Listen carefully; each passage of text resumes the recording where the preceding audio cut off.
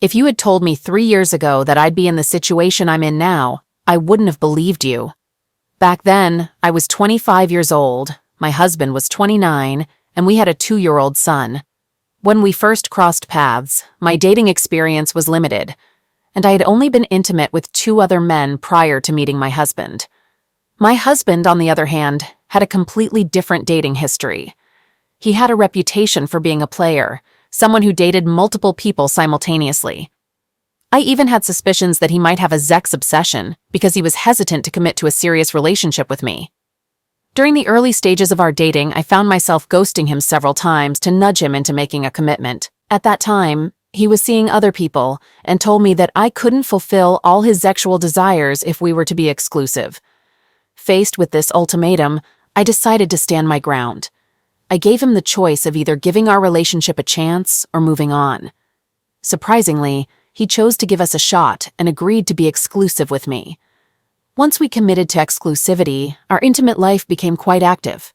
We were having closeness every day, sometimes even twice a day. To my surprise, I discovered that I could match his stamina and fulfill his needs. It turned out that I enjoyed lovemaking almost as much as he did. One of the reasons I hadn't been with many partners before meeting my husband was due to my religious upbringing. My strong beliefs had always led me to be more reserved in my romantic relationships. Once I moved in with my husband, I felt an immense sense of joy because I thought I had reined him in.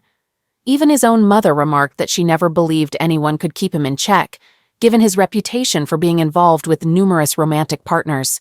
I took on the role of a detective to ensure my husband's fidelity.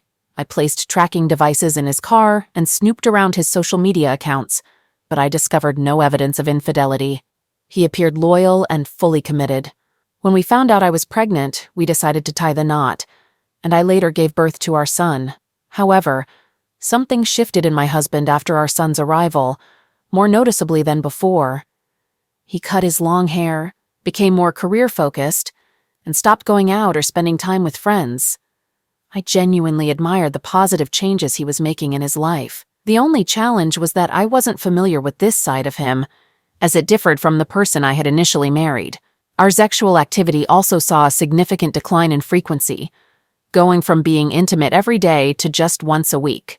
Although I initially suspected my husband might be unfaithful, my investigation revealed that everything seemed to be in order. He was working longer hours and earning more money, which explained why he was spending less time at home. Interestingly, during this period, my sexual desire was at its peak, and I started turning to online content to fulfill my needs. Prior to this phase, I had never engaged in such behavior, but I found myself increasingly drawn to watching and fantasizing about the things I saw on the internet. What made it more challenging was that the more I watched, the stronger my desires became, and they felt insatiable. It got to the point where I started thinking about these explicit things I had seen online during intimate moments with my husband. One specific fantasy that began to occupy my thoughts was the idea of being intimate with multiple men simultaneously. I recognized it might sound unconventional, but I couldn't stop these thoughts from dominating my mind. Despite my husband being wonderful, I started to feel that our love life was losing its spark. I found myself getting annoyed by things about him that hadn't bothered me before. I came to realize that my sexual frustration was having a negative impact on our relationship, and I was fully aware of it. Since my husband and I were skilled at having open conversations about our emotions, I chose to communicate my frustration to him. He made an effort to initiate more intimacy and engage in additional foreplay, which was a positive step. However, during our intimate moments, it felt like his heart wasn't entirely in it, like he was doing it because he felt obligated rather than having genuine desire. We had another discussion about this issue, and he sincerely tried to make improvements, but despite his efforts, it still felt like something was lacking, and what he was doing couldn't fully satisfy my needs. As a result, I began to accept that my life might continue on this unfulfilling path. I kept turning to online content to satisfy my sexual desires. Then one day, my husband came home with exciting news. He had received a promotion at work that came with more responsibilities. While most wives would be delighted to hear that their husband was earning more money, I knew what this could potentially mean for our intimate life. Our relationship in that department was already strained, and I worried that it might become non-existent if he took on this new role. Even though I could see his happiness about the promotion, I didn't want to dampen his spirits. So, outwardly, I pretended to be happy for him, but internally, I was seething with frustration.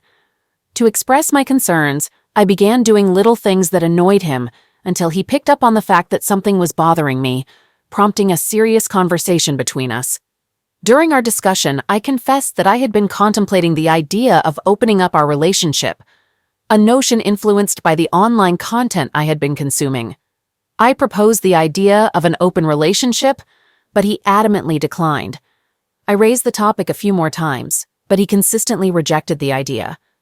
Then, unexpectedly, he came home one day and surprised me by expressing willingness to consider an open relationship. This caught me off guard since he had been resistant for weeks. I felt curious about what prompted this sudden change in his stance, but refrained from asking too many questions, fearing he might change his mind. By this point, I had done ample reading on successful open relationships and had adopted some guidelines to preserve the love and connection we shared while engaging with others physically. We established some straightforward rules to ensure the strength of our relationship. We both agreed not to become involved with our friends or coworkers. We committed to practicing safe lovemaking at all times. We decided not to bring any of our other partners home. Our son was to be kept separate from our open relationship activities. We pledged to keep each other informed about our plans and intentions regarding other partners. We also agreed to avoid any romantic involvement with other partners, which we clearly defined as behaviors like moving in together, meeting each other's families, planning to have children together, and similar commitments. These rules were established to maintain the strength and love in our relationship as we explored the possibility of physical involvement with other people. We established a set of guidelines to ensure the smooth operation of our open relationship. Firstly, we both agreed that it was acceptable to develop feelings for others, as long as we handled them maturely. We also opted to share our phone passwords and grant access to our social media accounts as a gesture of trust and transparency. Lastly, we committed to sharing details about our interactions with other individuals. These rules appeared equitable, and my husband gave his consent. We also decided that if the need ever arose to add more items to this list, we would discuss and amend it jointly. With these rules in place, I decided to give it a shot. I joined the dating app Tinder and began swiping right on the most attractive men I could find. I wanted to explore the fantasies that had been lingering in my mind for some time. Initially, I felt nervous when I matched with the first 3 men, but that anxiety gradually subsided. I engaged with 7 different men before eventually finding 3 who became regulars in this new phase of our relationship. I distinctly recall the moment I shared my initial experience with someone else with my husband, observing as he attempted to appear accepting of it. I must confess that while the idea of pursuing an open relationship initially held appeal, I had second thoughts when I witnessed the pain in his eyes upon hearing about it. Nonetheless, he reassured me that it was all right, and that he simply needed some time to acclimate to the idea. Over time, I refrained from sharing details about the other partners I was involved with, because I could see how profoundly it was affecting him. Additionally, when I had been with 7 partners, he had only been with 2 women. To protect his feelings, I deliberately downplayed the number of guys I was seeing. However, he eventually checked my phone and discovered my deceit. This marked the beginning of significant issues in our relationship. He never looked at me the same way afterward, and our relationship grew strained. I unilaterally decided to end the open relationship because it was turning toxic. 3 of the men I had been seeing were pressuring me to commit to them, despite my having informed them about my husband and son, whom I deeply cared for. My husband declined to close our open relationship, citing a desire to even the score with me. He argued that I had been with 15 partners, and he wouldn't agree to closure until he had been with 15 or more women. I attempted to clarify that the 15 men were those I had conversed with, not necessarily those I had been intimate with, but he remained unconvinced. Our relationship took a sharp nosedive from that moment. He started arriving home late, and we completely ceased being intimate. I assumed he was out pursuing other women, but I later found out that he had lost his job due to his involvement with multiple women at his workplace, and the situation had backfired on him. When I learned about his job loss, it didn't come from him, but from someone else. Instead of taking responsibility for his actions, he placed the blame on me. arguing that I had introduced the concept of an open relationship. I reminded him that one of our rules had been to avoid involvement with coworkers, but he insisted that since he was working constantly, his coworkers were the only women he had access to. From that point onward, our relationship spiraled further downhill. Despite our decision to close the open relationship, my husband refused any physical contact with me. During our arguments, he accused me of being tainted and claimed he couldn't engage in intimacy with me without thoughts of other men. We were constantly at odds, and it felt like we were stuck in a never-ending cycle of turmoil. Our home became an extremely toxic environment, and amid all this chaos, I sought solace in the arms of one of the men I had been involved with outside of our marriage. He seemed to fulfill the needs and desires that my husband couldn't meet. When I confessed this to my husband, he chose to initiate divorce proceedings, and it was uncontested because our only significant asset was our home. In the end, I was awarded primary custody of our son, and my husband started providing child support. Our relationship had reached an irreversible point, and we parted ways. It didn't take me long to realize that the partner I had an affair with, the one I thought was my ideal match, turned out to be quite different from my initial impression. While I was with my ex-husband, he appeared to be the perfect person, but upon moving in with him, he underwent a significant transformation. To make matters more complicated, after we initiated divorce proceedings, my ex-husband secured a better job and began dating a woman who bore a striking resemblance to me. It's challenging not to feel regret every time I drop off my son and witness them together, living the life I once envisioned but allowed to slip away. I left the man I was with, quickly entered another relationship without giving myself the necessary time to heal from the emotional toll of the divorce, and my self-confidence and self-esteem suffered. After 2 years of serial dating, I made the decision to step back and reevaluate how I found myself in this situation. One thing I am absolutely certain of is that I wish I could turn back time and return to how things used to be. I don't comprehend how people make open relationships work, but for me, it had a devastating impact on my life and transformed me into someone I don't like.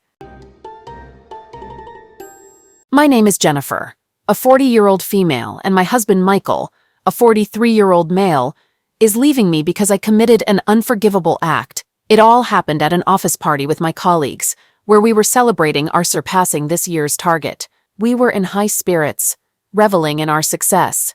I had informed my husband that I might be coming home late and that my work best friend Stacy, who is 35 years old, would drive me home if I ended up too intoxicated to drive. Somewhere along the way, I found myself flirting shamelessly with every attractive company affiliate and coworker.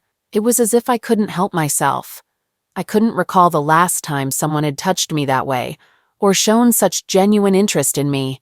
My husband's affection had become distant, and he no longer touched me or engaged in any intimate talk. About 2 hours before we were due to leave, I ended up in the bathroom with one of the affiliates. Let's call him Frank, who is 33 years old.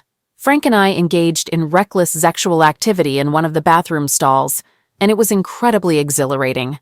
I couldn't resist, especially since my husband's touch had become a distant memory. We continued for about 30 minutes, until we heard someone entering the stall next to us. We quickly composed ourselves and vowed to meet again to finish what we had started. When I went home, I couldn't stop thinking about Frank all night. I even indulged in fantasies of him while lying next to my sleeping husband. It was both thrilling and guilty, knowing that I had Frank's phone number. We exchanged texts constantly over the next 3 days and made plans to meet the following weekend after the party. This time, it would be at the hotel suite he had rented for a 2-week stay in town. My excitement outweighed any nervousness because I was finally going to experience physical intimacy again in the same week. At that moment, I wasn't considering how Michael would feel if he ever found out. It was foolish to think he wouldn't. I spent the initial hours with him, sharing dinner, discussing work, flirting, occasionally touching, and playing. The sexual tension was steadily building, and I couldn't resist it, leading to an unexpected turn of events where we found ourselves unclothed. It was a different experience, and we indulged in it multiple times, thoroughly enjoying ourselves. The next day, I woke up feeling panicked because I hadn't informed my husband that I would be spending the night away. To my surprise, I discovered 3 texts and 10 missed calls from him, which immediately heightened my anxiety. I hurriedly got dressed and returned home at 7 a.m., relieved to find my husband still sound asleep. It was fortunate timing. I took a quick shower and changed into my pajamas, attempting to slip into bed next to him without waking him up. I managed to grab only 4 hours of sleep before he woke up, his anger evident as he questioned my whereabouts during the night. I explained that I had gone to Stacy's after a late final quarter meeting and had worked on a couple of Excel sheets while we both drank until we passed out. I told him that as soon as I woke up, I rushed back home to avoid causing him any further worry. Although he was irritated that I hadn't informed him about working late or going to Stacy's, I managed to convince him that I had been overwhelmed with work and hadn't found the time to call him. Surprisingly, he bought my explanation for the time being. However, a nagging feeling inside me told me that he wasn't entirely convinced because shortly after, I got caught red-handed. 2 days ago, I messaged Frank to arrange one last meeting before his flight. He agreed but insisted on a public place, which was reasonable. To cover my tracks, I informed Michael that I was having dinner with Stacy and one of the company affiliates to finalize some work papers and get a contract signed. I even shared the name of the restaurant we planned to visit. Uncertain of his reaction, I left work early to reach the upscale restaurant where we had arranged to meet. We were enjoying ourselves, making out and flirting, when suddenly, after about an hour, Stacy stormed in. She grabbed my arm and urgently explained that Michael had called her to ask if I was with her at that restaurant and that he was on his way. Panicked, we rushed outside, only to be confronted by Michael. He questioned our destination, and we told him we were heading home. Michael took my hand and inquired about my whereabouts the previous Saturday. He revealed that Stacy had attempted to act as though she knew I was staying at her place, but she seemed clueless about my location, both that night and the previous Friday. In that tense moment, Stacy decided to come clean about the night of the office party, admitting that she had seen me leave the bathroom with Frank, looking more than just friendly. She clarified that she didn't know any further details. Michael promptly led us to the car, instructing Stacy to go home. Once in the car, he pressed me for answers, wanting to know how many times such incidents had occurred, both before and after that night, and if anything had happened in the restaurant's bathroom on that very day. He bombarded me with a barrage of questions. I vehemently swore to him that the first time it happened was at the office party, and I was completely wasted. However, he remained unconvinced, labeling me a liar. Eventually, I had to confess that it had occurred more than once and that I had slept with him last Saturday. In his frustration, he pounded the steering wheel and berated me for my foolishness, claiming that I had destroyed the one good thing in his life. Following that outburst, we drove home in absolute silence. Upon our arrival, he locked himself in our son's old bedroom, where I could hear him talking to his friend Albert all night. Later, he came to our bedroom after I had gotten into bed and informed me that he wanted a divorce. He declared that he would keep our house because I didn't deserve to live in the home we had built together over the past 19 years as a family. He also emphasized that I shouldn't inform our son since he was going through college exams and would tell him when the timing was better. I felt utterly lost, with no idea of what to do next. Michael had stopped speaking to me, and our last conversation had ended with him instructing me to either secure a mortgage through work for an apartment or rent one from my savings. He gave me a 1-week deadline to move out. I was in a state of confusion and desperation, so I reached out to Frank and confided in him about everything. I needed someone to offer a solution. Frank suggested renting a hotel room nearby for a week until I found a more permanent place. I agreed, but told him to wait for me to call him once I had finished packing. Even in the midst of losing everything, I turned to someone else, the same person who was responsible for jeopardizing everything I had, the life I had built with Michael. I'm currently staying in the hotel room that Frank arranged for me.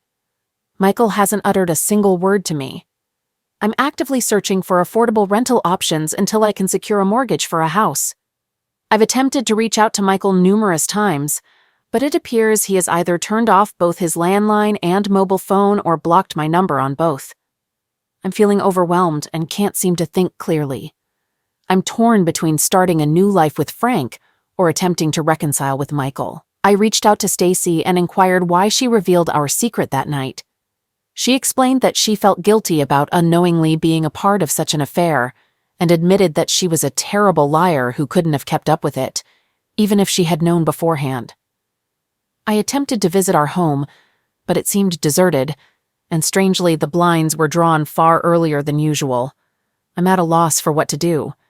If you want to understand the full backstory, please read my previous posts. My current mental state makes it challenging to recount all the details. I'm still in contact with Frank, who has been a source of support during this difficult time. Currently, I'm renting a van in what could be described as a relatively upscale trailer park, a place I wouldn't have discovered if Frank hadn't arranged that hotel room. It's different from what I had anticipated. Not as bad, yet not as comfortable either. Adjusting to this new life has been a struggle. It's been a month since I moved out, and Michael hasn't attempted to contact me. However, my lawyer informed me that Michael has initiated divorce proceedings, and the paperwork has just arrived at her office. It seems this might be the end for Michael and me.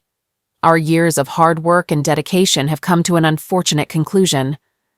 I've lost my family, and I'm uncertain how our son will react. I anticipate he'll reach out to me once his dad informs him. I'm anxious about what Michael will say.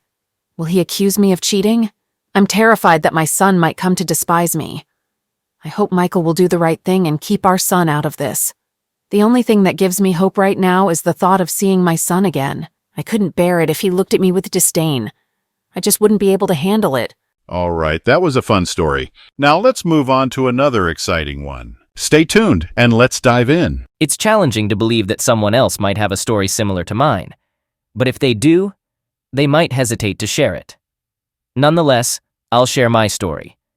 I'm 37 years old, and she's 31. I work in finance while she has a career in healthcare.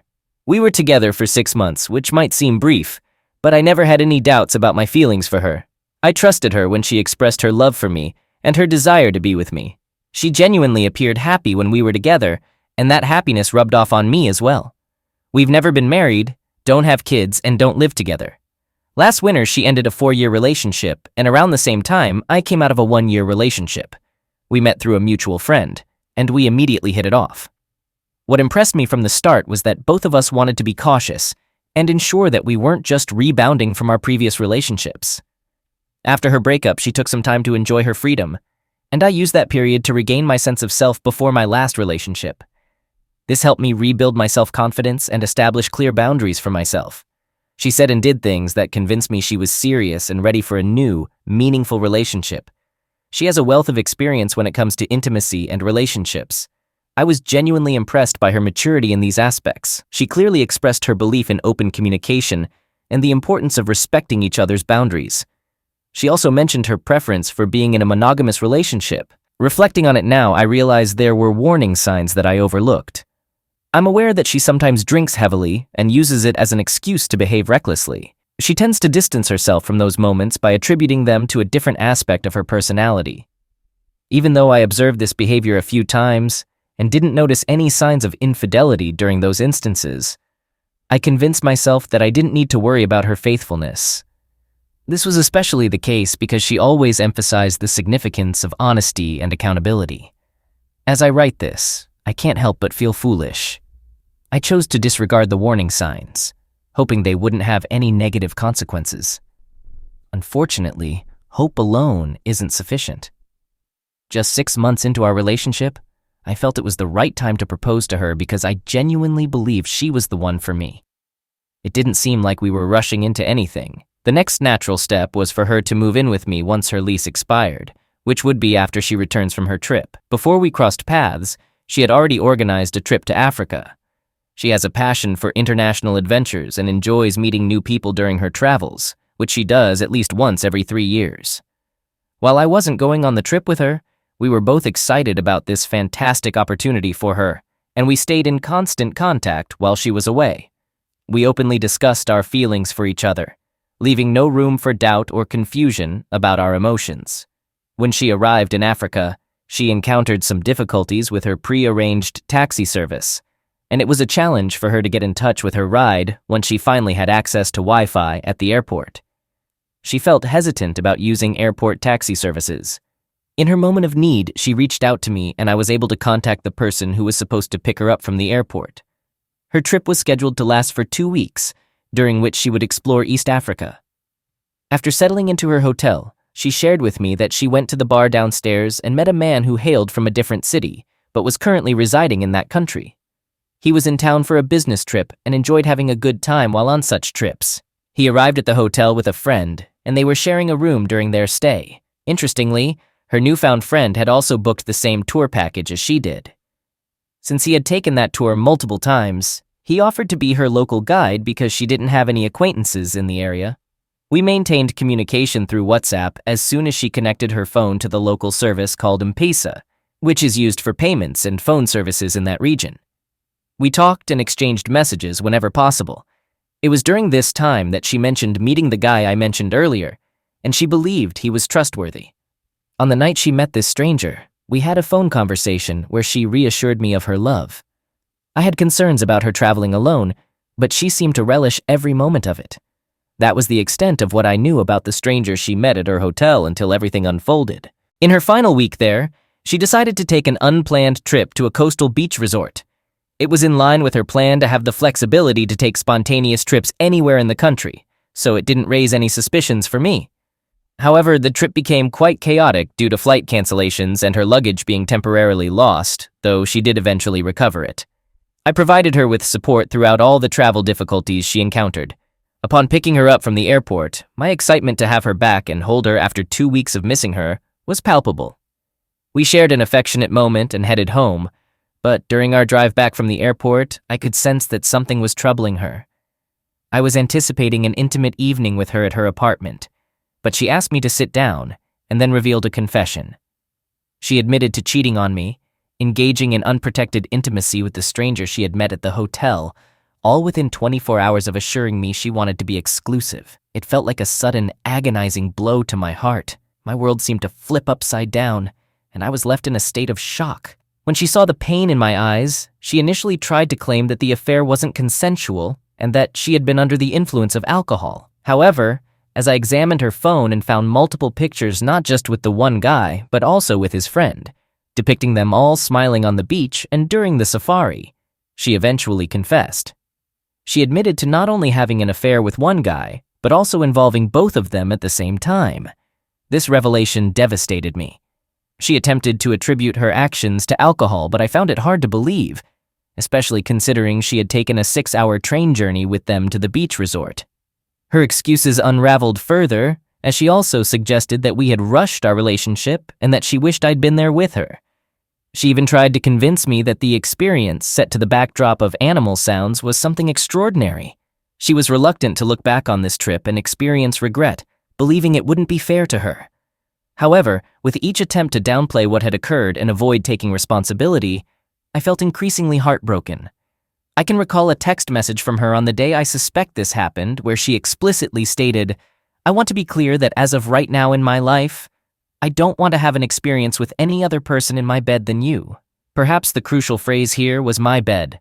While it seemed straightforward, it clearly contradicted her actions. When I sought to comprehend why she was confessing, she asserted that she felt guilty and taken advantage of, as both men had a history of this behavior with several women. Given that we weren't married, didn't have children, and didn't cohabit, we reached the decision that ending our 6-month relationship was the best course of action. The breakup left me utterly devastated. What shook me the most was that it took us 3 months of dating and getting to know each other before we became intimate. She had only started using contraception a few months after we became intimate due to concerns about STDs and pregnancy. Both of us had undergone STD tests before discontinuing protection. However, she engaged in unprotected intimacy with these men within 24 hours of meeting them. This raised questions about whether it was consensual, particularly considering the level of caution and scrutiny we had exercised before becoming intimate without protection. It led me to doubt whether I truly knew her as well as I had thought. Our breakup was mutual and devoid of conflict, and she returned the engagement ring. Since we didn't cohabit, it lessened the heartache and allowed me to heal more rapidly. What was most painful was that I had already introduced her to my parents and family members. Consequently, I had to let them know about our breakup, but I chose to spare them the details due to the embarrassment it would bring. After her return from the trip, we lost touch for approximately 2 months following our separation. Then, unexpectedly, I received a call from a hospital staffer who informed me that I might have been exposed to HIV and that my name was on the list of contacts for my ex-fiancé. My heart sank and I felt genuinely frightened, even though we hadn't engaged in intercourse after her return from the trip. However, we had engaged in lengthy makeout sessions. I promptly reached out to my ex-fiancée because neither of us had blocked each other's contact. She broke down in tears and confessed that initially she believed she had contracted COVID 2 weeks after the trip. However, she later discovered that she had contracted HIV, but was too embarrassed to inform me. I expressed my concern to her, emphasizing that she had put my life at risk by not revealing this information sooner. In response, she argued that we hadn't been intimate after her return. I was genuinely worried about her because I held the belief that an HIV diagnosis was a death sentence. She attempted to ease my worries by explaining that HIV can be managed and that there have been cases where it was successfully cured. She also mentioned that many individuals with HIV lead normal lives. When you're confronted with the mortality of someone you know, even if your emotions toward them aren't particularly strong, you still feel empathy and desire the best possible care for them. Despite the fact that she had jeopardized my life, I found myself wishing her well. I was ready to offer my support, even though she assured me that she was already receiving excellent treatment. I consider myself fortunate because if she hadn't confessed to the affair, I might never have suspected anything, and we could have continued our relationship as it was. This could have led to a dire outcome. I believe that the universe was signaling to me that it wasn't my time. This has been a valuable learning experience for me, and I'm sharing this story in the hope that others might benefit from it. While each situation is unique, there may be lessons to be gleaned from my journey.